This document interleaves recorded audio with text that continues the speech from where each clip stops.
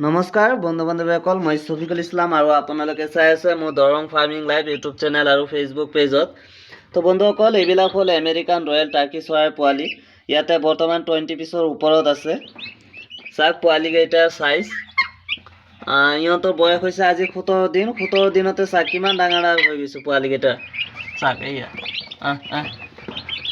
কিমান ডাঙৰ হৈছে চাওক। তো লাষ্ট 20 পিছৰ ওপৰত আছে, মানে 23 মান হ'ব ইয়াতে আছে। মানে বহুকেইটা আছিল, বিক্ৰী কৰি এতিয়া বৰ্তমান লাষ্ট 20 পিছৰ নিচিনা আছে।